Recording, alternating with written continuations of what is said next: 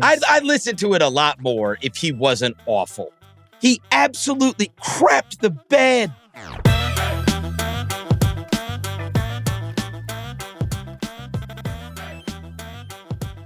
You know, I get it that Giannis said what he said about Budenholzer, but go back and watch Giannis's fourth quarter. Holy mackerel. It's horrible, Kevin. Yeah, it was terrible.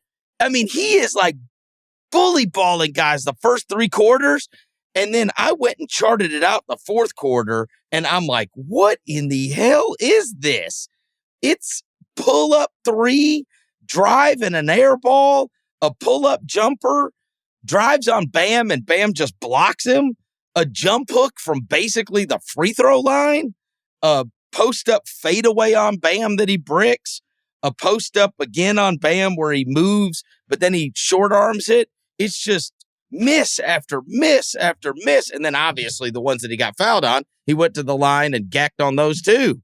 I mean, it was just so bad. Obviously their backcourt sucked, Holiday and Allen. I just think that this is not they lost because of the coach or they lost simply because of their best player, coming up small. It's blame to go around. I mean, it's just a colossal. Well, okay, so I agree. I agree with you. It's not just one person's fault. You can't just blame Giannis and how poorly he was playing, because then you can say, well, what happened to using him as a screener for Chris Middleton? What happened to using him as a screener for Drew Holiday? Like, where was the downhill attacking? You can say that. Why were they feeding the post-ups then constantly, possession after the possession, post-up, post-up, post-up, post-up, which is his most inefficient way to get him buckets? That goes on coaching staff. But at the same time, it's hard for the coaching staff to generate good half-court offense when Drew Holiday is shooting below 40% again. And, if he's playing so efficiently and making some silly decisions out there, well, then it's all on Chris Middleton. But he's getting defended very well, in addition to Giannis being defended very well by Bam Adebayo. Bam did an awesome job on Giannis in that fourth quarter. So it's like, it's everything. It's players not performing up to their upside. It's coaches putting players into poor positions to succeed. It's all these different factors.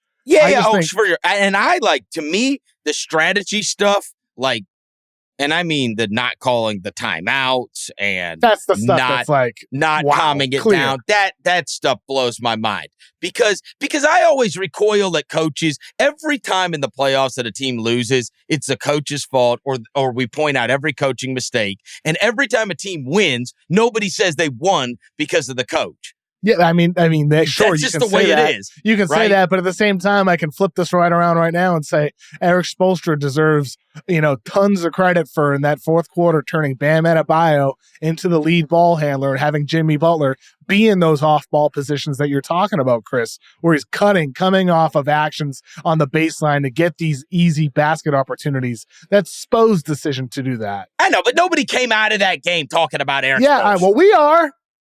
Now we're talking about it right now. Now it's our first time this whole conversation about Bucks Heat really talking about the Heat side aside from Butler. Spo does deserve a lot of credit. He pantsed Budenholzer in that series, completely out coached him. Well, it's not even close. Wait a minute though. Like when we talk about minor adjustments, like the Middleton Giannis pick and roll, that scored 1.4 points per possession this entire series. Where was it? It's little stuff like that where Spo decides to put the ball in Bam's hands in the fourth quarter, whereas the Bucks just kept feeding Giannis in the post play after play after play. It's just, where are those little adjustments? It's not the first time. This happened with the Bucks Raptors a couple years ago. It's happened with Budenholzer in Atlanta. This is a trend that happens year after year with him. I also think to me, the personnel thing, I always think he plays too big. I bitch about this the entire Phoenix series. Get to Portis. Get to smaller. And look, this is what's going to shock you. Guess when they got throttled the absolute most over the course of the series? You love Brook Lopez. They got throttled in the Giannis Brook Lopez minutes. When those two were on the court together, they got murdered. And there's nobody big on that Miami team. And it's like, bro, you got Jay Crowder sitting over there. You got Bobby Portis sitting over there. You got Javon Carter, who played a lot of minutes for you and is a dog during the season. Like, what are we doing here? The Bucks gave up more second-round draft picks than Jay Crowder had made field goals in the first round. Like, you could play small and have Giannis as your big guy. It just and then wild go to that. to That's me. what I'm saying. It's like stuff like this. So for the Bucks, like we're talking strictly about this series. Big picture, like take a real step back here. When you talk about the state of the franchise, Zach Cram wrote a pretty good piece on The Ringer today about their situation, the lack of flexibility with what's up for them. Middleton with a player option next year. Brook Lopez hitting free agency. There's questions about this aging core, right? But, realistically, they run it back. They bring back Middleton in some form. They bring back Lopez in some form. The issue for them is they can only trade one future first-round draft pick plus 2 first-round pick swaps. They only have, I believe, 3 second-round future draft picks. So they're really, really limited on draft capital because of the other moves that they've already made. So for them, what can you do to dramatically change the roster? Not a lot. What can you do to dramatically change the state of your team? Change the head coach. And I think Giannis's answer after that game about, out of respect for the coach, for my teammates, I'm not going to demand to be the guy to take Jimmy Butler. I'm not going to be the guy to demand that. What Giannis needs is somebody who will tell him to do those things, a micromanager, a coach, somebody, and I'm not saying this should be the guy exactly, but a Nick Nurse type who is very hands-on with those types of decisions within games. A Ty Lue type, an Eric Spoelstra type, somebody like that who can tell him to do those things. I'd listen to it a lot more if he wasn't awful.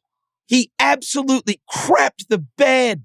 Yeah, but this is players decide games. Chris, players you're right. decide games. This guy vomited. But both can be true. Giannis vomited all over himself in that game. It was one of the most embarrassing, worst games that he has ever had. Yes, but that doesn't change. Despite his coach. But that doesn't change the point. Exactly. No. It doesn't change. If Giannis has 38 points in that game with 20 rebounds, despite vomiting all over himself, he still positioned his team to win. And despite that, in that series, missing 2 full games and playing 11 minutes only another, they were still in a position to win.